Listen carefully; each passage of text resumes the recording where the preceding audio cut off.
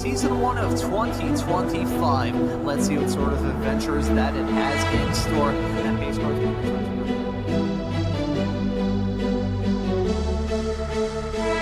way through the corner. That wasn't the crest doing him dirty. There right off the beginning. It's something you probably want to monopolize on right away, honestly, in a rain race.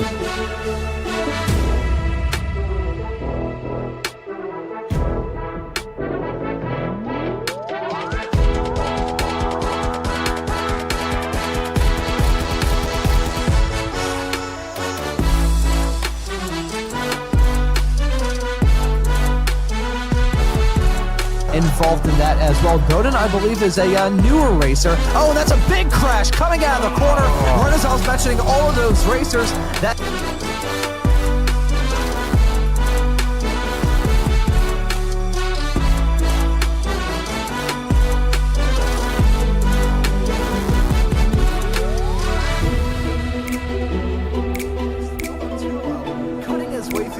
we saw him have that off-track moment not terribly long ago, and he has come back from a... Oh my God, that's a big wreck coming out of turn number 4. Multiple cars around. A little bit of contact going to Chris Montgomery as well. I saw that car kind of jerk around a little bit through that corner, but you can see Montgomery maybe got sized up a move on Coliseum, as Coliseum may try and get a move on.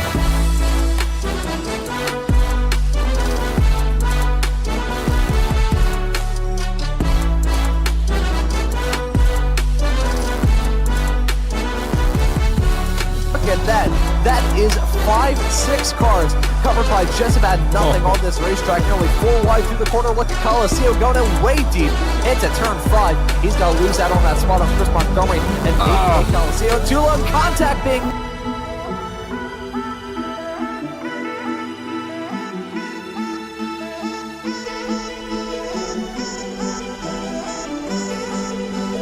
Weekly Formula V Weekend Warriors Crash 'em Up Wreckfest at the Checkered Flag.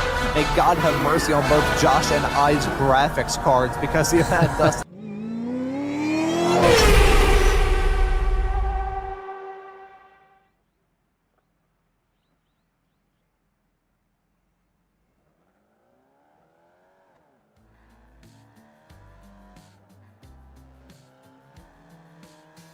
Hello and welcome to the Formula V Weekend Warriors Round 11 at Lime Rock Park. My name's Josh Wilkie and I'll be providing you with pictures and commentary today alongside my broadcasting partner, Maunz. Lime Rock's a track that pretty much every iRacer I think has been to multiple times, to say the least. We almost always start here. We always end up back here. We're on the classical layout today, no chicane at all. The confidence, I think, between the drivers is going to be pretty darn high today, considering we've all been around here so much. Probably going to cause some pretty interesting tight packs and stuff in driving. What do you think the key to surviving this kind of oldest of old school tracks is going to be today?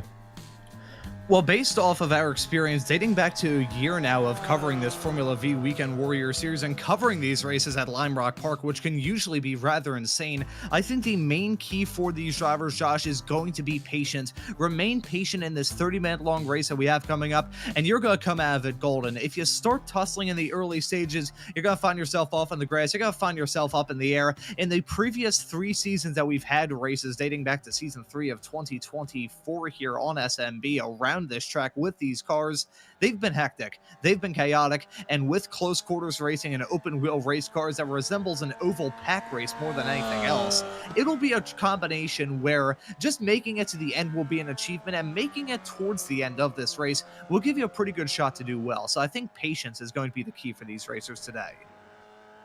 Yeah, absolutely, Ron. I don't think I could have said it better myself when I was kind of contemplating what I was going to say this morning. Patience was the number one thing that kind of popped into my head around here. We all know this track really well. The drivers know this track really well. And we kind of know what happens when that's the case. You get confidence. You sort of maybe even start to kind of decide like, hey, you know, I'm going to get third today. And you start or first or whatever it might be. And that can cause some problems sometimes. You get a little bit overconfident. You sort of feel like I'm supposed to be in front of this guy or what have you. And, you know, it just basically you can be overconfident and a little bit too aggressive sometimes. So I think patience today, it's a pretty narrow track. It's a lot of laps, even in a V. You know, even though they're not really covering a ton of ground at high speed, you're still going to get a lot of laps around here. And that can be a bit of a mind bender by the end of the race. So it's really going to be about patience and just hitting your marks all day, I think. I also think just being confident and getting off to a good start in this race is going to be huge, as these drivers currently contest this qualifying session. 3.5 minutes on the board already. Tortello is your current provisional pole sitter at 1 minute point 633. Jason Green slotted to join him on the front row. Parviner Ladar is slotted in third. Alan DeGassis is fourth. Those two top of Spec 2 and Masters respectively. There's Ladar in the number 3 car. And now dating back to nearly a year ago at this point here from the Formula V Weekend Warriors, when the Season 3 finale was ran here at Lime Rock Park. It was a Spec 2 driver in the form of Chris Montgomery. He's now upgraded to be a Spec 1 racer, but back then he was in Spec 2, and he was able to get an overall win here at this track, just being there in contention. We've had a pretty good record up to this point in the season, Josh. Really haven't seen any non-Spec 1 drivers grab an overall checkered flag up to this point in this season, but I feel like if it's going to happen, it's probably going to happen here with how close quarters of racing is. I couldn't agree more. Honestly, it's like you're reading my mind here this morning. I was actually thinking that last night too. If there was one race, I think this season, that has a chance for kind of a shock winner, or maybe somebody who hasn't won before, this might be it. Just again, because the confidence is so high, I have a feeling, you know, it's either going to be a bunch of attrition around here, you know, in one shot sort of thing. And I would imagine, you know, if we do have an incident, it's going to be rather big because people will be pretty tight, which could offer up somebody a win, or it could just be on pace, just because the person, you know, has gone around, or the driver, sorry, has gone around this track so many times, and is just able to put in some really good laps and maybe keep patience and monopolize on a maneuver there. But yeah, I think you're right. This could be a shock winner today, and if it's going to happen anywhere, this might be it. As we get some more lap times on the board, we're starting to see those usual suspects rise up to the top. Tortello is your still provisional pole sitter at a 1 minute point 612. Parviner Ladar slotted in second, only 0.2 of a second back, 0.2 exactly back of Tullo. Our SMB colleague, Mr. Guido Marzucchi, is slotted in third. Adam Thompson, he's making his return. He's slotted in P14 at the moment in the 144 car. You can see the other classes as well. Parviner Ladar slotted in second. That's a very good overall time time for him to be on the overall front row. And Alan DeGassis, your current provisional pole sitter in the Masters category. I'm going to follow Tortello at the end of this lap here and maybe run on board with him. No, we're not going to be right on board with him. He decides to call it an end there in this qualifying session.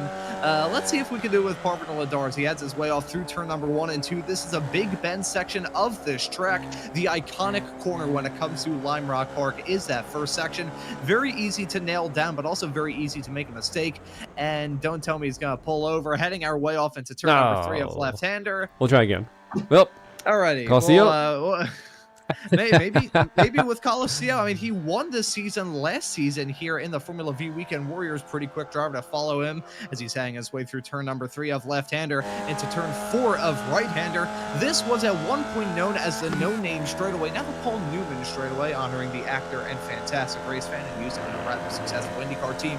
Now, here's what makes this classic layout the classic layout. That's turn 5 uphill. Don't have to worry about the chicanes or any of that nonsense. You go over there flat, you crest that hill, and now rear end of the car gets light. That's another challenging turn. Turn number 6, West Bend. We saw it in the intro video for these broadcasts week in and week out that there was some drama here a couple of seasons ago heading through that section of the racetrack. Super important to get a good run out of that section because you are flat throughout a vast majority of this layout. Josh, talk about a draft fest. I'm pretty sure there would be oval races with this race car that would probably see less flat out action. Yeah, this place actually does kind of start to feel like an oval, even though there is, some kind of piff-paffy sections, and obviously there's almost like a jump kind of on the back end of the course there. But, when it comes right down to it, after doing lap after lap after lap, you really do start to feel like you're just kind of leaning on those outside tires and that you're basically doing an oval over and over again. There used to be a time when I really kind of didn't like this track, and that's probably because we were on it so much in the beginning of our iracing careers and so on, but I haven't been on it in so long now. There are elements like the part Jason Green just went through right there. That's a really fun corner as you come up over that rise, and you kind of have to it is a difficult corner, but I always feel like there's just more time to be had around here in every corner, which can also come back to bite you sometimes. But, Lime Rock's just a pretty cool, fun, old school track, and I kind of miss it, to be honestly. I'd like to actually get back out there as we see Jason Green first into the wall. Big gyro effect in the air. He's on his onion. That's not how you want to be. Yeah, that was very bizarre when he popped up into the air there. It was just like teeter-tottering a little bit. A little bit of a gyro effect there. Yeah. It was just... It's very strange. Weird, like Hobbit stuff going on there. I'm not really sure exactly what the deal was there for Jason Green. Maybe a preview for the wreck shenanigans that we have at the end of this. He's still upside down there in the runoff area of turn number 1. That's actually Brian Straczynski, so he's just copying Jason Green here. We got a few people not exactly sure, but car's looking a little peaked at the moment. Hopefully he can find some more pace here before the race starts. Probably a bad time to mention this, but today's broadcast of the Formula V Weekend Warriors on Slow Motion Broadcasting is sponsored by Brian Straczynski and TGS Gears. TGS sponsoring in Formula V transmissions built in the Ann Arbor, Michigan area. But probably need a bit more than just a transmission with how much damage is probably on that race car as he blinks in and out of existence and tows back to the pits. One more car left out here on the racetrack, and that is James Matthew Sheldon in the number 88. We'll keep an eye as to how he's doing in this qualifying session, but I think, Josh, with less than a minute to go, we'll quickly touch on the championship point standings coming into this, the second place round of the championship. Yeah, let's start up here with a little bit of S1 points with Jason Green out in front. Pretty big lead, but not totally insurmountable. Probably at this point, I think he's pretty close to having the season pretty much wrapped up here, I think, in S1. Ethan Orr just behind him with 710. Nate Colosseo with 683. Things getting a little bit tighter there for third place. Felix Samoes for 677 points. Guido Marzucci in 5th. Tortello in 6th. Montgomery in 7th. James Sheldon, in 8th. Samuel Parent in 9th. And Jeff Jacobson rounding out 10th there in S1. So looking fairly kind of tied up there. Moving on to S2 quickly here because we are about to start a race. Things are a little bit more spread out there. Michelle Lynn looking like she's probably going to take this one in S2, Jason Grider just behind that, Daniel Straczynski, Parvin Ladar, and Travis Rail. Things are getting a little bit tighter down there, but yeah, we should see kind of how that one wraps up. And then in Masters, again, looks like we're pretty wrapped up over here too with Jim Brewster, Kurt Nunez, Alan DeGassis, and Nick Tolo and Wayne Buttermore in 5th place. But only 2 more rounds left, Ron. Let's jump on this grid here and get round 11 started up.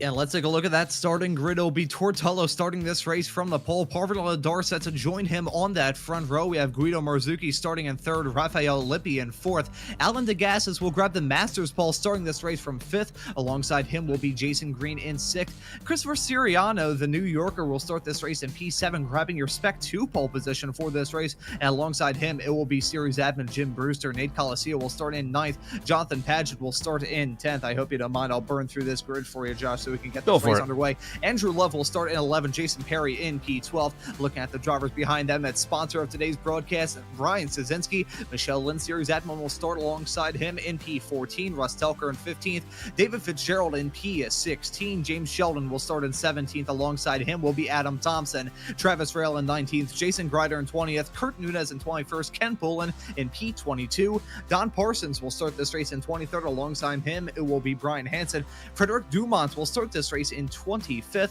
and alongside him will be Hank Mel. And that, I believe, unless I'm very much mistaken, will round out our grid for this race here this evening. 26 cars, and it is going to be 30 minutes of racing action set to begin in a couple of moments' time. That will be absolutely terrifying for these drivers and absolutely entertaining for us on the broadcast.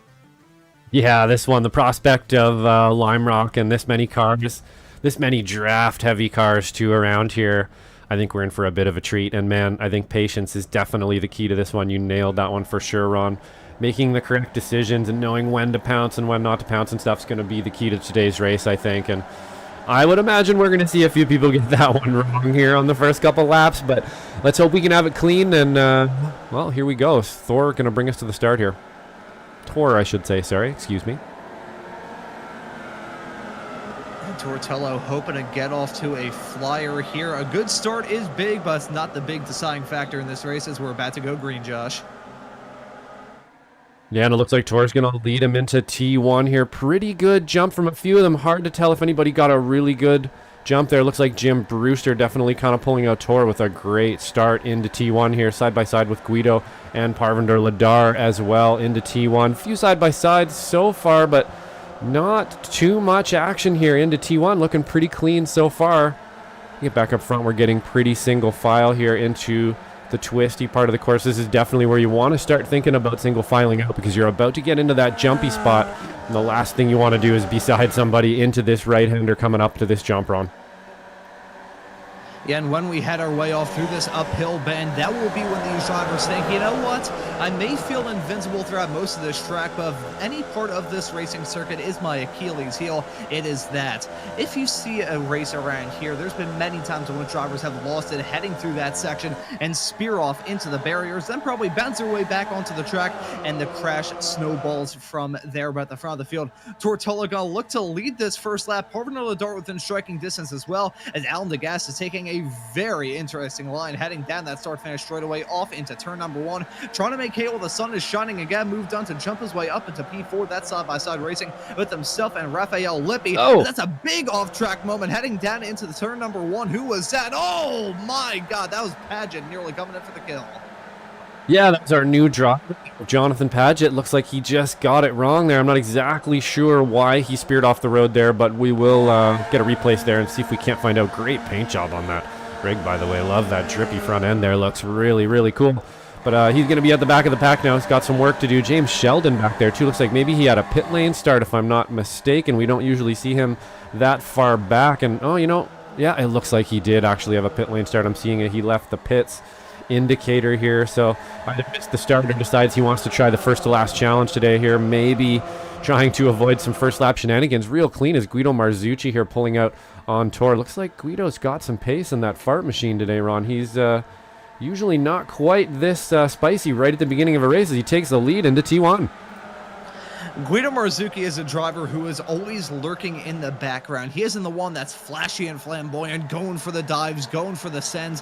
When it comes to these races, he could be an assassin. Silent but deadly, if you would. He's now in the race lead. Tortello slotted in P2. Parvinder Ladar is in P3. Riding at your overall podium is your Spec 2 leader. Alan DeGassis is running at the top of Masters at the present moment. However, Jim Brewster, series admin and championship leader in that Masters class, is within striking distance as well. We still have some pretty tight packs forming all throughout this field. Think of it this way, usually in a race just period, it doesn't matter whether it's with the Formula V Weekend Warriors, it doesn't matter what it is, you get about 3 laps in, coming to 4 laps into a race, you don't usually see the biggest gap in the entirety of the field being a tick over a second, but hey, it's Lime Rock, baby, and we're going to have a close field. Yeah, I have a feeling it's going to be like this the whole race. And really, like we said at the top of the show there, it's just about making good decisions into T1 here. T1 is such a contentious spot of this track, Ron. It just begs you to kind of go faster and faster and faster into it until you finally go a little bit too wide. That grass on the outside just seems like a magnet sometimes. You go in there and you kind of start to drift a little bit wide, and then you're like, well, why am I still drifting wide? And then you touch the grass, it just pulls you in. Then before you know it, you're even in the wall sometimes in there. I'm in the corner thinking I'm going to make the corner and actually end up in the fence and just totally shocked by it. And it's easy to do, honestly, after doing it lap after lap after lap, and you kind of get confident going into T1 and you decide, you know what, I'm going to send this one, and it just bites you. And it's really easy to do that in a couple places around here on. So it's definitely about decision making, getting those moves kind of set up before you do them and executing them correctly. One little mistake around here from anybody in this pack and you'll see a big gap open up, as we're seeing that's just a giant snake coming down the front straight. Pretty awesome sight. And you know, you brought up a very good point talking about the way this racetrack is and the way the grass is around this track, how it can feel like it pulls you in as if it's a magnet. This track, when it was opened back in 1957 and designed by former racing driver John Fitch, he designed this track to have highway safety standards of the time, and that still rings true up to this day. That's the reason why all of these runoff areas have grass, and it's downhill to try and get you away from rejoining the racetrack. That's why through turn 1, through the runoff area of turn 4, and really all around this track, that runoff area dips down below. It was built to highway safety standards for a very good reason. That's part of the reason why if you go off the track here, you are going to take a one-way trip likely into that barrier, because these cars are tricky enough to get stopped on their own. Add grass into the mix and you're going downhill. That's usually when things start to get even more hairy. Yeah, absolutely. It definitely offers a bunch of different... I've got Raphael Lippi here pulling out, so we're definitely getting some pretty spicy driving here, and it could almost be anybody's race. We may get a new winner today, Ron, after we were mentioning it in the run-up there, but yeah, all your points totally spot on, Ron, for sure. This place, you know, we all come here so much. I think we all have a pretty good idea kind of how this place is going to play out and how it's going to race, and I think that's what we're seeing here from the drivers. Everybody's just so confident out there. They don't want to be the first one to trip up. I wouldn't want to be, especially now, we're 6 laps in. You don't want to be the guy that messes this up. This is just too good. Everybody's having a great time, and you want to try to just make good decisions out there. You don't want to be the guy who, or the driver who just, you know, is a little too bit aggressive or just gets hung out to dry and makes an accident happen. So I'm going to jump on board here with our sponsor for today and just see maybe from his view exactly how this drag down the straight goes. It looks like he's going to be able to draft here. Let's see how much he can catch up to Andrew Love by the end of this straightaway, if he gets a chance or not. And you can see all of these racers cutting down to that infield grass coming out of the final turn down that start-finish straightaway, which is by a considerable margin the longest straight flat-out blast around this track. But these drivers are still turning through it, as that's Raphael Lippi, the Brazilian, looking to get a move done around the inside, now around the outside into turn number 3 of Guido Marzucchi. If he can get this done, it will be the race lead for Lippi, who in his series debut a couple of weeks ago at Oschersleben was incredibly impressive. Was able to win, was able to grab a podium, wasn't able to win that race, but was able to grab a podium in a series debut. Here, however, he's got a quick race car, but at the same time here, there's not so much you can read into early speed. You need to be there at the end. It's good enough to be here 6 minutes into the race, coming up to 7. It's another thing to be involved in this front pack battle 26 to 27 minutes into this race. Yeah, that's exactly right, Ron, and good. That's exactly how it is. You got to be there at the end, basically, right? All this right now is just kind of just maintaining until the end. If you're not there at the end, oh, it is getting spicy. Colacio looks like he actually made some contact there, possibly with Jim Brewster, and we're just all one of cars into T1. That's another thing about T1 here, is it actually widens a little bit, so you can get into it and really make a pass happen, even mid-corner or an exit, and we're seeing that happen right now. We just had 2 or 3 or 4 packs of cars going through there, axle to axle and 2 wide, and you're seeing it through the back of the pack as well. I think I heard some metal clanking there, Ron, and I'm not sure, but I think maybe somebody went off track here. Looks like maybe we lost Jason Grider. Let's have a quick peek. No, he's just on his own here. Let's get back to that action. Still an unbelievable pack of cars here, Ron. Something has to give. And that's usually what we see when it comes to these races at Lime Rock. You've got, I would say, about 3 separate stages to it. With the amount of over broadcasts I've been doing on other networks, I know a lot about stage racing now, but here you don't have a caution, you don't have points, you don't have to do an interview midway through it. No, you've got stages in the form of this opening portion of the race where drivers are battling tooth and nail. They're really starting to risk it, and then it starts with stage 2 when a driver comes up, blows, and that's Parvin Ladar being the first one to get bit by that bullet. Multiple cars spearing off in a huge pile up there. Adam Thompson getting drilled to the side of him was Don Parsons, another driver involved in that. I believe that may have been Michelle Lynn. Adam calling it a day, understandably so.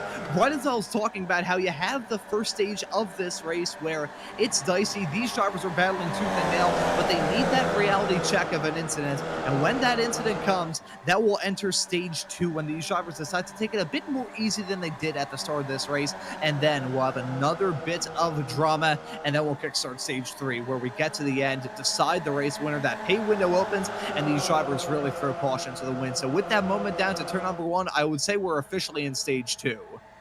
Yep, that's definitely stage 2 kicked off with a bang. No pun intended, or perhaps pun intended.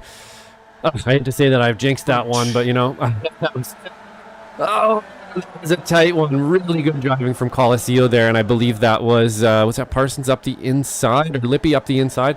Excellent racing from the two of them there to stay off each other, but you know, you're hoping that, you know, that pressure that's going to be released is in the form of somebody just letting somebody by or making the right decision, but unfortunately it looks like we got some axles locked together there, and it's in the form of a big accident, and that's going to definitely kick off stage 2 of the race here. Once we can get a little bit of free air here, I will go back and have a look and see if we can't find out how that kicked off, but at the moment I just don't want to miss the action here as we're too wide again to gas. It's looking like he's probably going to decide better of that one into the right-hander here. You don't really want to be too wide through there, probably not the fastest way to get through that particular corner.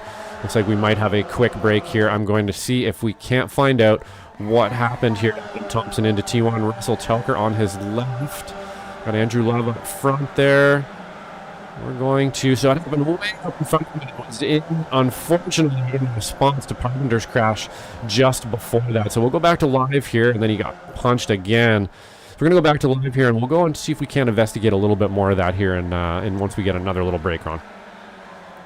Yeah, I believe it all got kick-started with Parvin Ladar having a spin down to turn number 1. Now, whether that was down to contact or a big lockup of the rear axle remains to be determined, but because of the ensuing stack-up, these Formula V cars, very momentum-based. Heading off through the turns, you don't want to scrub off any more speed than you can, and you are on the ragged edge of control when you're heading off through some of these turns. So when there's a stack-up, that's usually when it results in disaster. And that was himself and Jason Green coming to blows. Thompson spinning, Telker spinning, Michelle Lynn also spun as a result of all of that, and those drivers were spinning not because of contact, at least for most of them, but they spun primarily down to having to get a load up. When you weight shift these cars, when you have that weight transfer a bit sour, that's when things start to end in disaster. We got 3-wide action at the front of the field. DeGassis, Marzuki, and Raphael Lippi battling hard down into Big Bend. That's DeGassis, your Masters leader, jumping up into an overall spot. I mentioned this earlier on in the show, Josh, the fact that we, across the entirety of the weekend warriors here with the Formula Vs, the Formula Fords, and the Spec Racer Fords, which, by the way, you can catch those 2 series on Sundays here on SMB. We have yet to see a non-Spec 1 driver cross that checkered flag to win one of these races overall. Compare that to last season where we had one driver do that in all 3 of the championships. We only have 2 weeks left to go. Haven't seen that from any of them. So based off law of averages, we have to see it soon. So we take a look at that angle of Jason Green, unfortunately getting into the back of Parvin Ladar. Obviously nothing intentional there. Just checking up in the midst of a battle. And Ladar maybe jamming on the brakes a little bit early there just to avoid contact down into 1. Unfortunate there, but hey, it's racing. Yeah, that's what it looked like for sure. Just a bit of an accordion effect kind of caught Jason out. He got on the brakes there, I think, as hard as he could, and just wasn't able to get her slowed up in time as we see them fanning out here, trying desperately to figure out a gap and where they're going to get through T1 here. How are they going to get by their competitor into T1 every lap? As you're saying there, Alan Degas is taking the lead of the race pretty commandingly here. He looks pretty confident, pretty calm out there. He doesn't seem to be driving sporadically. He's kind of charged his way to the front. I'm watching Jason Green back there, definitely trying to make some hay here, and he's got to do it pretty quick, get away from that pack of cars behind him. You can see him desperately trying to get around Jason Perry here to try to get up into some more free air, up where he believes he should be, and I think he's probably going to get there shortly. But we will only have to wait and find out. Down the front straight here, it's getting pretty mayhem. We're going 2-3 wide into T1 every lap. Pretty wild. And I think as we get to the halfway mark of this race here in about 2 minutes time, we may start to see these drivers take it a little bit easy, and they're going to prove me wrong by maybe going 4 wide down into turn at number 1. Look at that. That is absolute insanity. Raphael Lippi in the midst of a sandwich down into turn at number 1. Alan Degas and Tortolo, your reigning 2-time champion from the Formula V Weekend Warriors, looking to get some moves done as well. He won last time at Sonoma, but when it comes to that Masters class, Alan Degas has grabbed his 4th Masters win last time at Sonoma as well. He's got some pace. He's got that confidence in that race car to be able to get dicey and try and grab that overall race win. Let's just take the top 5 drivers in this race as a good example. You got Raphael Lippi, and his second ever start here in the Formula V Weekend Warriors Championship was impressive in his series debut a couple of weeks ago at Oschersleben, grabbing an overall podium. Looks to do the same and maybe even get his first ever career victory here at Lime Rock today. Alan Degas is on the other hand.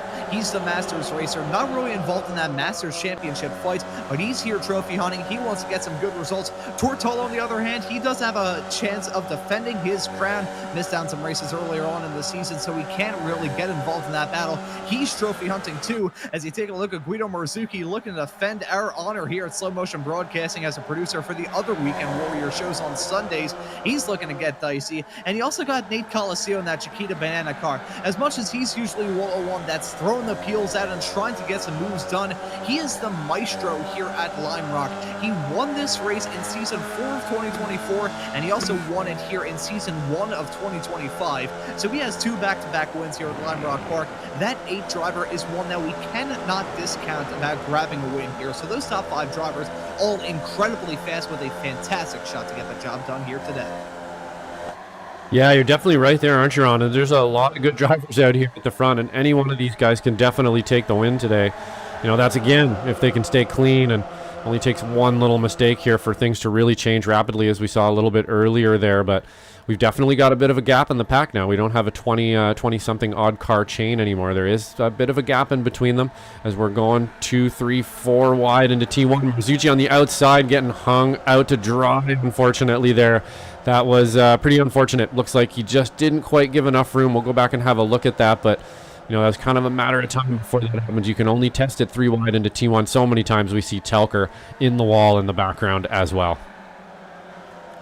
I think he was joined by someone else there. It looked like there were 2 cars merged off into one, at least from my perspective, albeit my eyes don't really work good as eyes. I'm pretty sure my feet would work better as eyes, and my eyes work as eyes. So we're going to take a look at this replay after that tongue twister from me.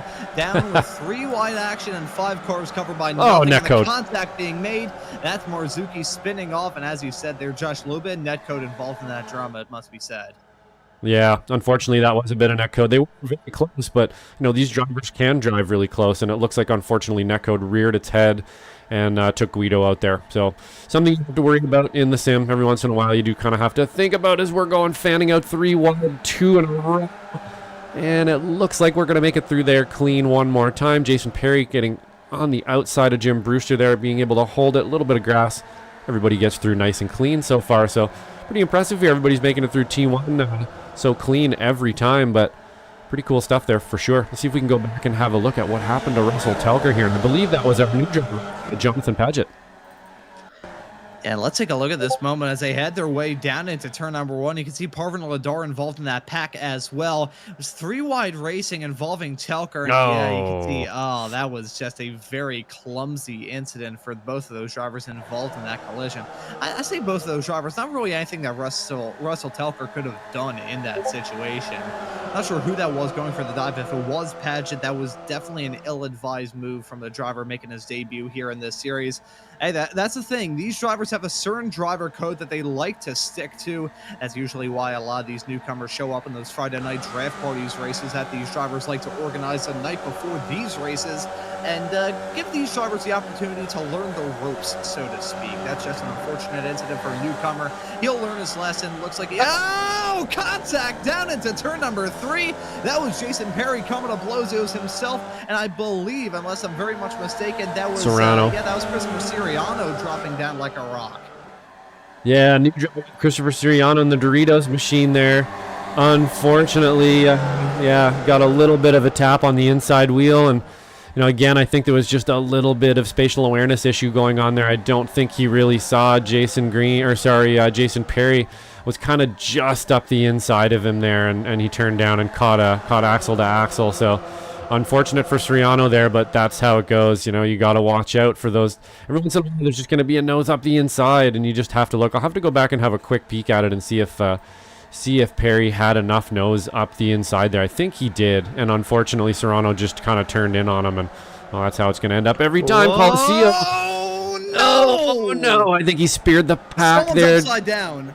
Oh my God, I think that's Jason Perry tumbling off into the runoff area. I saw that spin for Nate Coliseo as he clipped the grass and went back onto the track, and I knew that was going to end in one way, and that is desperately, desperately wrong. Let's take a look at this replay. It is not going to be 3 Lime Rock wins in a row for Coliseo. He overcooks it down into the turn, clips that grass, and bang, back onto the track. And look at that, the wild ride tumbling is Jason Perry. Jason Green going to get caught up in that action as well. We're going to load this up from Perry's perspective because that had to have been a wild ride. We'll take a look at it from Green's first, I believe, and see his perspective in all of this. The contact is made a little bit farther in front of him. He'll get the view of the Sidewinder corkscrew that ended up falling the way of him. And that was a huge hit for Jason Green in that as well. Yeah, we lost 3 drivers there. I believe our sponsor, Brian Trzynski, as well, got caught up in that, unfortunately, and really nothing Coliseo could do there. It's, he's just trying to go quick into that corner and sort of lost it a bit, and then just speared into the rest of the field there, and there's not really a lot anybody could do, unfortunately. So it's just one of those things. It happens sometimes, just unavoidable. Let's get one more shot of that, perhaps from the chopper view here, and we can kind of see exactly how it all kicked off. Jason Perry just having so he touched a little bit of pain on entry. I think that sent him a little bit. Gets loose. Oh, Montgomery just makes it by Perry, Trzynski, and Green. Not so lucky run. And that was an absolutely wild ride from Jason Perry. And in all of that, we've had another breakaway form at the front of the field. It is now 5 cars battling for the race win. And an interesting cast of characters. Haven't talked about this driver too much. Ken Poulin, though, he's inherited the Spec 2 lead in all of this. And based off the gap that these front 5 have to the pack right behind, looking good for him to maybe grab a Spec 2 win. I'll have to take a look. This may end up being Poulin's first victory here in the Spec 2 category, at least for this season here of the Formula V Weekend Warriors.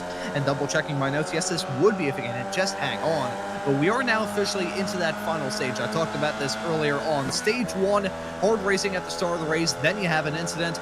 Then you go into stage 2, where it starts to settle down a little bit, but another incident whittles the pack down a little bit more, and then you enter stage 3. That's exactly what we're in right now with less than 9 minutes to go. You've got 2 Spec 1 drivers, 2 Masters drivers, and a Spec 2 driver looking to dice in all of this as well. An interesting cast of characters involved in this pack, but all of them have a really good shot to win. Yeah, absolutely. Definitely anybody in this pack could take it today for sure. We may have our new winner like we were touting at the beginning of the show here. Possibly we have predicted the future, but only time will tell here. I know Jim Brewster wants this one, and I'd love to see him get an overall win. Same thing with Alan DeGassis. Anybody, outside of that S2 would be nice to see if they can snag a win today, but Tor's in there, and I don't think he's going to let that happen too easily as well, with Raphael Lippi as well being an S1 driver. They're not going to want that to happen, maybe as much as we do, possibly. I can't help but think, I don't know if you were watching IndyCar the other day, but I watched this scene basically where I believe it was Will Power actually pushing, I think it was Kyle Kirkwood, through a corner at the nose of his car. Anytime I look at the back of one of these Vs, I start thinking about how hard that would be without looping the car. And it just kind of shocked me that Will Power pushed him through the corners the way that he did. We've seen people try that sort of in the V's here and there and a little bit of a nudge, and it almost never works out. It's just kind of shocking. I don't know why that brought that up, but yeah, just reminded me. I believe right there, strategically speaking, was called the tush push. And to Michelle Lynn, series admin, a fellow Philadelphia native tuning into the stream, I think she'll get the reference. And I like how I make that as if I know next to anything about sports outside of auto racing and curling and maybe a bit of baseball. But we've got a good pack at the front of this field. And you bring up a good point there, Josh, talking about how this battle is going to shake up. Of these 5 drivers, there's only one who's grabbed an overall win up to this point in the season. And it was last week's winner at Sonoma, along with your winner at the Saxon Ring and VIR, Tortello, your reigning 2-time champion here from the Formula V Weekend Warriors season. He is currently slotted in 5th presently, and he can get a move done in all of this. Jim Brewster, he's another quick driver. Series admin, he is on track to get his Masters Championship this season after scoring a slew of victories and just always being there. He's been the consistent force. He's not going out and throwing haymakers at his rivals. What he's doing is he is just being there. He's being smooth and he's being consistent, and that's exactly what can win Jim Brewster a championship here this season. That's what's helping him out right now, even with Alan DeGassis, the other Masters driver involved in this pack, running right in front and holding on to the race lead. Jim realizes that he doesn't have to throw caution to the wind and get some moves done. He doesn't have to do it for the championship, and frankly, he's a series admin. Is he going to give the certificate to himself for the race win? Is he going to give the trophy to himself? As much as he would love to grab a checkered flag, Jim Brewster may not force this issue too much with 6 minutes left to go on the clock. But I do want to raise this, Josh, talking about Tortello in that number 1 car. Whenever we think of Tortello, he tends to get those wins at tracks where you have photo finishes rather consistently, draft-heavy tracks. And you think of tracks that are draft-heavy and produce photo finishes, and you think of Lime Rock. Yep, I think you're probably right, Ron, and I think that's exactly what's going on here. We have seen Tor sort of play his cards, and I think that's exactly what's going on right now. He's betting that something's going to happen in front of him, and he'll be able to monopolize on it.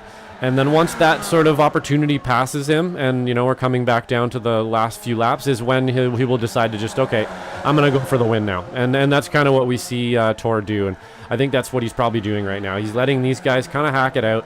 There's no real point in him pouncing quite yet. It's getting to that time very soon, but not quite yet. He's going to wait. Maybe these guys crash. Maybe they have a little mistake. Maybe they slow each other down, and he can monopolize on it and not really have to work for it. But we know that he can work for it, and he will at the end of the race here. He will be definitely in position and drafting on that last lap for the lead of the race, and that you can almost guarantee out of Tor. And now one more driver who I'm interested to see how they tackle the end of this race is your current P2 runner and top-running Spec 1 competitor of Raphael Lippi. The driver of the number 77 car making his second start in his entire time here in the Formula V Weekend Warriors. Certainly be impressive when it comes to pace, but when it comes to these races, it's not all about being quick. You need to treat these races as if it's a game of chess. And that's coming from me. I am terrible at chess. I've never really played it, if I'm being completely honest. But that's what you have to do in these races. You have to go about it in a strategic way. Don't just run up to the front, take those runs, and try and be in the race lead. If you're leading coming out of turn number 5, you're gonna be a sitting duck, because from turn 5 pretty much all the way through to that start-finish line, you are running flat out. Raphael Lippi, he'll be in a good spot right now. He just needs to prioritize his run, heading off through this section of the racetrack. You can see not really a wiggle or anything of the sort, and leaving himself with those liberties on the outside line to maybe sweep around there, get a bit more momentum rolling, and come time for the end of this race, he will be there to pounce. Getting up into the final stages of this race as well here, Josh, I believe we probably have about 3 or 4 laps left to go here, and now Jim Brewster going to take this opportunity to maybe pounce around the outside through Big Bend. Yeah, we'll see if he decides to go around the outside here. Not the fastest line, but you want to put pressure on, and I think that's probably what Jim's trying to do there. It's just get some pressure on the leaders, hoping they make a mistake. Maybe they look in their mirror a little bit too much and miss a break point or something like that, and that's kind of what you're trying to do at this stage. We see Tor take a place away from Jim there from the outside. Never going to be as fast to be on that outside line. You're going to lose position almost every time, but again, it's just about trying to get some pressure on the cars in front of you. You're not really necessarily looking for the pass quite yet here, but Alan DeGassis is holding that lead I think probably what's happening here is the cars behind him are just waiting. He's a bit of a sitting duck at the moment. So guy in the front coming into the last corner isn't going to be the guy in the front coming to the first corner or to the finish line most likely. And most of the drivers know that. I'm sure Alan knows as well. Still trying to pull out a line here, but we're coming to the wee hours, so it's going to happen pretty soon here, Ron. And Raphael Lippi, he's testing the waters to see if he can get some moves done around the outside. He's trying to see how exactly he can finish this race, because you can see as he heads his way off through Big Bend, not going to force this issue too much. I believe he'll probably pull back into the draft of DeGassis heading out of the corner, and that's exactly what he does there. But he pulls alongside, coming onto that start-finish straight away, and that is what we're seeing at the end of this race. I have no doubts about it. Side by side with Ken Poulin and Jim Brewster as they head their way off through turn number 4 of right-hander. Looks like that's going to result in those drivers maybe dropping back a little bit. But what we're seeing from Raphael Lippi heading onto the Sandposy straightaway, the start-finish straightaway around this racetrack, is we are seeing a driver who wants to win it in a photo finish. He doesn't want to go for a move and have to play the defensive game at the end. He wants to be on offense. He wants to be attacking at the end of this race. That's exactly what we're seeing as they're coming to 2 to go this time, Bob. Yeah, absolutely, and we watch Brewster and Ken Poulin duking it out, and they have lost the pack now, and that's exactly what's going to happen. You see them very silly, if you ask me, going too wide through those corners has basically ended both of their race for a win here. All they really need to do is stay in line. He might just be able to still get that draft there, Jim Brewster, by the looks of it. He might still be able to draft Tor, but real close on the edge of that one. One more time, too wide through those corners, and they'll have completely dropped this pack, and that'll be the end of that. But perhaps that's what they're going for. They don't really necessarily want the win today. They're looking for that position, and that's just what they're going to do. But that's definitely not how you go forward. There is to wedge your competitor corner after corner. It's going to be slow every time, and that's what we've seen there. DeGassis, kind of a sitting duck here still at the moment. I'm just waiting for somebody to pounce, and it looks like it's probably going to be next lap, Ron. Yeah, it is going to be on that run right to the line with about 30 seconds left to go on the clock. Raphael Lippi is going to be in second, coming to the white flag potentially. I want to see what the gap is when they hit the line. You can see he draws alongside, coming to the white flag. One more lap of racing action here at Lime Rock, and it was a matter of thousandths of a second. Basically a dead heat. Yeah, you're exactly right there, Josh. Look at that gap between those two right at the end. Raphael Lippi knows what to do at the end of this race. He's going to let DeGassis punch that hole in the air. Jim Brewster and Ken Poulin, they're going to be there to pick up the pieces. But one driver who's close enough to pounce and also far enough back whereby he's going to have a strong draft is Tortolo. That one car can never be discounted. He's a reigning 2-time champion for a good reason in this series. He's won in squeakers before, so let's keep an eye on him as they head their way through turn number 5 for the final time. Yeah, I have a feeling this is going to be a pretty close one here. We'll try to jump on board, perhaps with Tor, and see what kind of a run he can get out of this last corner.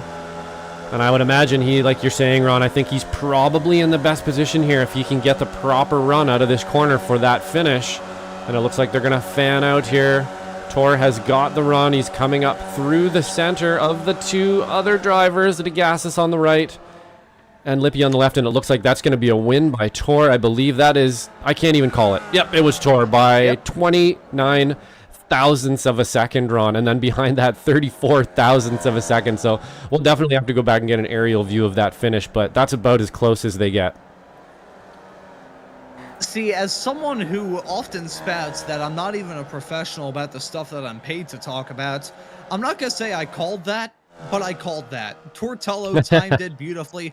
Raphael Lippi, he was close enough to DeGassis heading his way through the final turn that he didn't want to make wheel-to-wheel contact. We saw in his series debut at Oschersleben, as we can see Frederick Dumont with a terminal drift. He is crabbing his way through the final few corners around this racetrack, going to finish at P15 at the end. Will the driver of the 422 car. But what we saw right there from Raphael Lippi, it reminds me of that race that we had, as I actually got to load up this replay to figure out what happened to Dumont right towards the end. Get back to the point I was going to mention here. Sorry about that. It was a disastrous moment there for Dumont. Contact being made, popping up into the air. He's gonna go, and that gives him suspension damage and enough time lost to drop him down like a rock. A real heartbreaker for Dumont, who, as Dan Szynski mentioned in the YouTube chat, was on track for a very good result here at Lime Rock, but sadly not going to end up in a positive manner for him. As we take a look at the chopper cam from all of that, contact being made. A little bit netcode and all that, it must be said, yoinking that car up into the air as if it was a puppet on strings. That's going to be an unfortunate moment for him, dropping down to P15 at the end of this race. But the point I was going to raise, talking about that lead pack, flashing our minds back to the race at Oschersleben a couple of weeks ago when it was Felix Samoas and I'm trying to remember who the other driver was involved in all that, but Felix Samoas was the one who got the short end of the stick in it, got touched heading through the back straightaway of that track at the very end of that race, and that was a lesson that Raphael Lippi had to take there. If he stayed behind DeGassis and didn't lift, probably would have been contact, and who knows, we might have seen the likes of Ken Poulin or Jim Brewster walk away with the victory here at Lime Rock. He had to check up a little bit, pulled out of line, not early enough. DeGassis pulling out of the way of Tullo, and he was just able to get the legs up on the both of them. When it comes to photo finishes here, it was a vast yawning chasm between Tortello and our P2 finisher at the end of it all, of Alan DeGassis. Actually, I believe looking through, Alan DeGassis did get a P2. I was looking through. Sometimes our live timing software will actually give the nod to one driver because these finishes get so close. But that's exactly what I was expecting at the end of that race. Tullo timing that run to perfection, grabbing his 4th win of the season. And it's another squeaker for Tortello. Photo finish Tullo. Yep, he's there again at the end, right? And that's when it matters for sure. He sort of bided his time there till the end, and he's able to get that run with the draft, and then and made it into the podium position there for sure. And I was wrong about the 2 drivers behind as well. They were able to get a draft and kind of pull in, but not quite enough there. So kind of dragged out a little bit there at the end for them. They weren't quite able to bring it home, but great win for Tor, and what a finish there. Thousandths of a second again between the 3 top drivers, almost a line across the line. Yeah, special shout out as well to our P2 finisher at the end of this race, Alan DeGassis. That will be his 5th Masters win of this season, so nothing to scoff at for him. Maybe looking for a little bit more, but again, we still have next week, in 1 week's time, to wrap up the season at Oran Park. That'll be another draft fest of a race, so who knows, we may see him involved in the contention for that win as well. But Josh, I think we have some results to touch on before we move off into some interviews, because I'm sure these drivers looking to have a chat and looking to decompress after a very hectic day of racing action here for round number 11 of the FV Weekend Warriors. Yeah, absolutely great race here. And round 11, winning is Tortello. Right at the end, 33/10 of a second from Alan DeGassis in second place. Masters almost got the win today. We almost had a winner today, but not quite. Raphael Lippi taking 3rd place in one of his first races with us. I don't think he's been with us for too long, so definitely punching above his weight there for sure in the 77 car. Jim Brewster today just missing out on potentially a podium. Almost got her at the end there, but great effort from him in 4th place. Ken Poulin as well, right up there with the big boys in 5th place. Chris Serrano, 6th place. 7th place, Parvinder Ladar. 8th place, Guido Marzucci, both of them seeing a little bit of controversy during the race here. Kurt Nunez, in 9th. Brian Hansen rounding out 10th. And looking through the rest of the drivers that we have classed inside this race, the list continues on with Michelle Lynn finishing in P11, Andrew Love in 12th, Travis Rail will be classed in P13, Jonathan Paget will finish in 14th, Frederick Dumont with damage right towards the end of this race will be finishing in P15, the last of the cars on the lead lap. Jason Perry, who took the ride of a lifetime, heading off out of turn number 2, will be classed in P16, the first of the cars 1 lap down. Jason Grider will finish right behind him, P17. Special little mention to Jason Grider as well. He'll be the guest on the Racing Line podcast this upcoming Tuesday over on the Radio Esports YouTube channel with Adam Thompson as one of the hosts on there. He finishes right behind Grider in P18. We have David Fitzgerald in 19th, and Nate Coliseo rounds out our top 20. Yeah, and then we have our sponsor of today's race, Brian Szynski, unfortunately kind of getting caught out in some shenanigans there kind of early on in the race. Same thing with Jason Green in 22nd and Russell Telker in 23rd. Sheldon, I'm not exactly sure what happened to the what is that, Derbyshire Dragons driver there, who's 17 laps down. I think he started in the pit, maybe just decided to kind of call it there mid-race, but unfortunately didn't see too much of him today. 25th, we got Don Parsons. In 26th, and rounding out the field, we have Hank Melly with Bridge for Racing. So those are your results at the end of this race here, round number 11 of the Formula V Weekend Warriors. And Josh, I will let you have the opportunity to get everything set up and squared away, and I will drag our race winner in to have a little chat with him. Sounds good. For the fourth time this season, it is the reigning champion Tortello getting a win, and for the 14th quintillion time he wins in a photo finish. Tor, I don't know what it is about you and photo finishes, but you always time it to absolute perfection, to the point where I even called it coming to the end of this race. So how do you talk us through this race at Lime Rock from your perspective behind the wheel? Oh man, Ron, it was just an absolute, just a draft fest and chaos everywhere, and I really, really do not know how I won there. It was just cars on top of each other, unfortunately quite literally a few times, but yeah, just the great back and forth, the public apology to Guido. From my understanding, it was net code, but still, and I always like to race him, and it's really unfortunate we had that incident. I will say, if he has any grudges towards you, I guess it's a good thing that you don't really make your appearances in the Formula Ford and Spec Race for Ford Weekend Warriors, because I don't think he would allow you into the broadcast booth as a producer for those. But yeah, an unfortunate incident down into turn number 1. This close quarters racing kind of leads to stuff like that happening. I want to ask you about how difficult it is to just keep it clean with the side-by-side racing around this old school and short track with very unforgiving runoff ares. Well, for myself personally, I had a bit more incentive in it, so I was just sweating, since my two championship rivals were, one didn't show up and one was caught in a big accident. So I was just trying to stay clean, and everyone's just flying by me right and left, and it's very, very difficult to stay clean. Even we're a group of very clean racers, and even us, it's just difficult to stay in one piece in this track. It invites so much chaos, and I just love that about it. Yeah, I think the best way I can describe this race is you can get the person with the quickest reaction times in the world, but if you put an important piece of paper in a shredder and ask them to try and pull it out in time, even they will start to struggle with something like that. So that's a very odd comparison, but I feel like it's rather fitting to describe this racing here at Lime Rock. I always enjoyed, from my perspective, in the broadcast booth, albeit not being behind the wheel. I'm sure my resting heart rate is a lot lower than all of you drivers' resting heart rates probably are at the end of this race. But we've got an interesting challenge, a track that has unfortunately gone the way of the Dodo Bird, Oran Park, in 1 week's time for the season finale. I think that's the first time the Formula V Weekend Warriors have run there, at least from my perspective, doing these broadcasts for the past year. So that's going to be a unique challenge. What are your thoughts heading into that? Well, I mean, like you said, it's a very new track for Weekend Warriors, so it's just really anyone's guess. But personally, I love Oran. I held the world record there for, I want to say, 8 months, and I just, yeah, it's a really happy hunting ground, and I'm hoping, since I'm mathematically still in it for the title, that 2 miracles have happened, so hoping for a 3rd.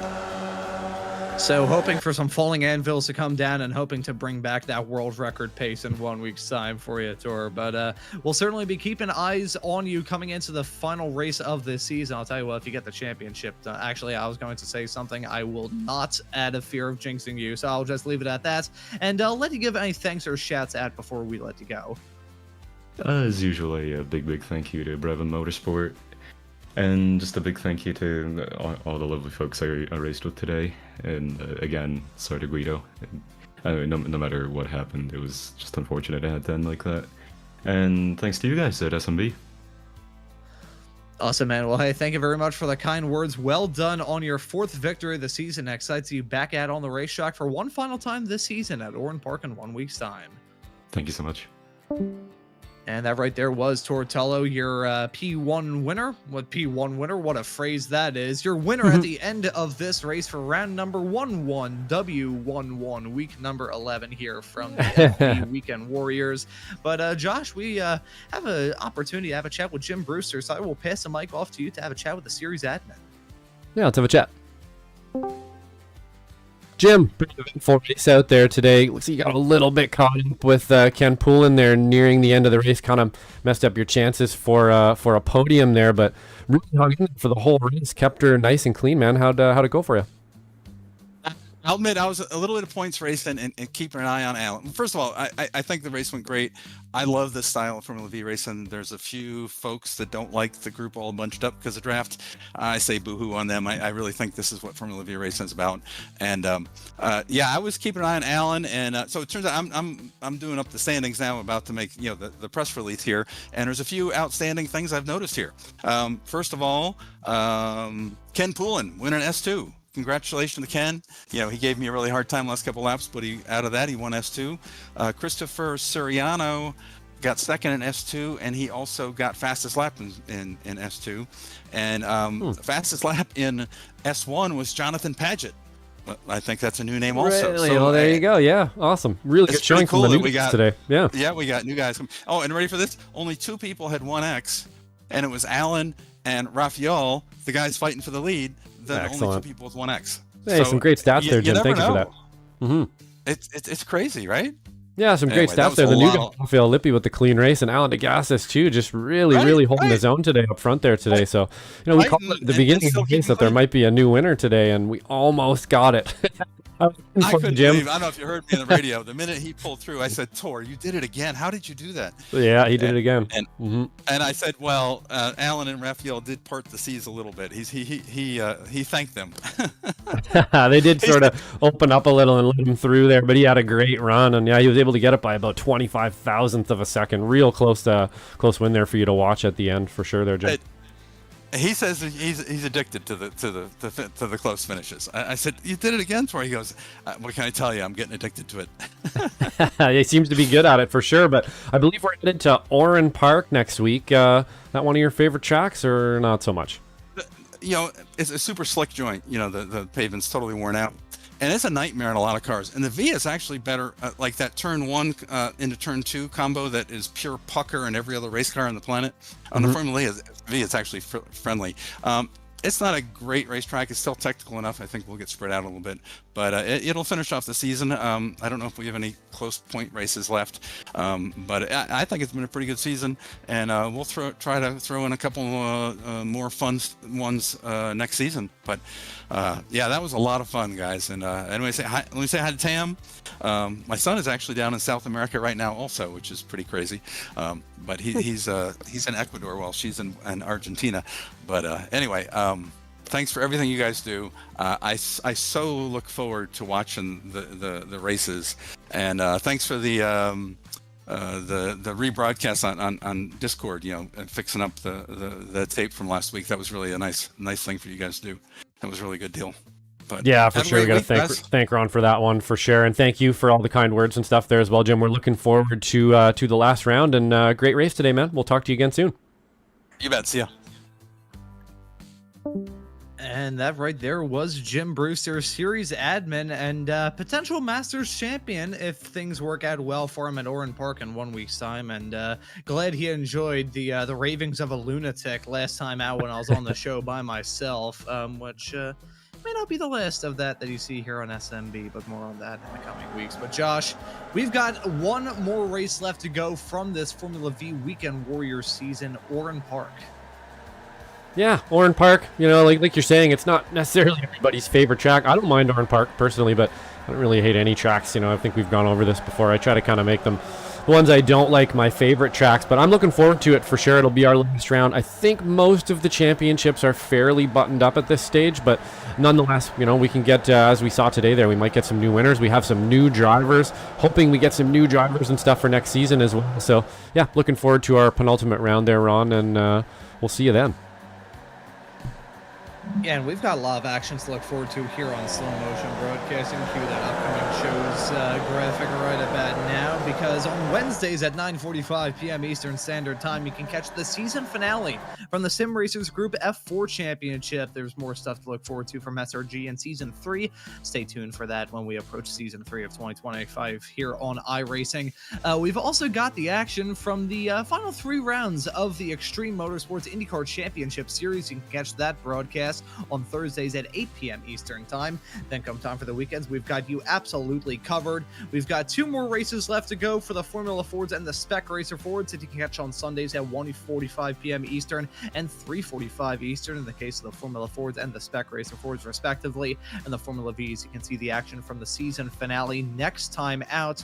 That will be at Oran Park, and you can catch all the action at 3:20 p.m. Eastern here on SMB. And that doesn't even do it for the action on Sundays, as we've got the action from XSLR on Sundays at 8:10 p.m. Eastern Standard Time. The Weekend Warriors, we've got some pretty good shows to look forward to there tomorrow. You can see the action from the FFs at Thruxton and the SRFs at Silverstone. That is going to be a super fun race after taking last week off. We'll be happy to be back in the broadcast booth for the Weekend Warriors. Always put on some fantastic racing action, and hopefully all of you tuning into this broadcast have enjoyed it as well. But Josh, we got the plugs at, we got the racing squared away, the interviews have been done, and we've touched on the results. Happy to take us out of here. Yeah, absolutely. Once again here from Lime Rock Park, from me, Josh Wilkie, and from my partner in crime here, Ron Maunz. We'll see you next week at Oran Park.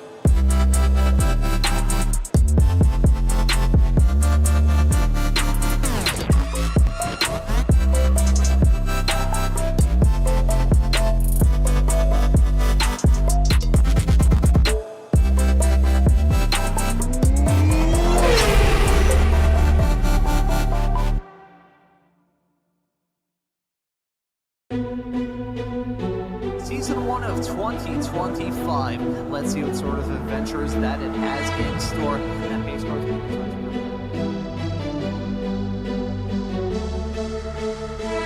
way through the corner. That wasn't the crest doing him dirty.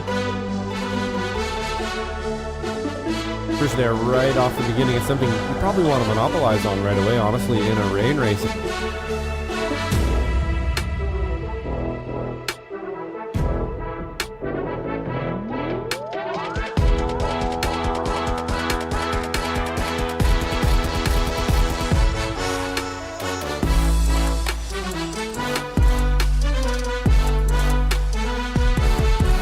Involved in that as well. Godin, I believe, is a newer racer. Oh, that's a big crash coming out of the corner. Right as I was mentioning all of those racers, that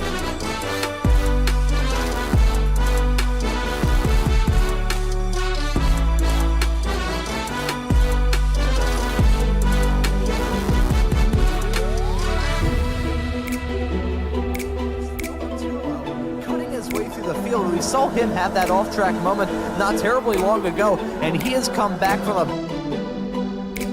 And oh my god, that's a big wreck coming out of turn number 4.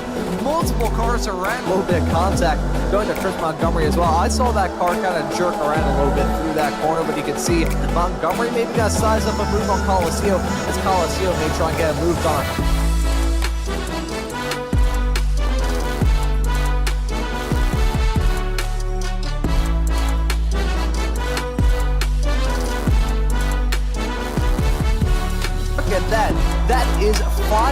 6 cars covered by just about nothing on this racetrack. Nearly 4 wide through the corner. Look at Coliseum going in way deep into turn 5. He's going to lose out on that spot on Chris Montgomery and maybe Coliseum. Too long contact being...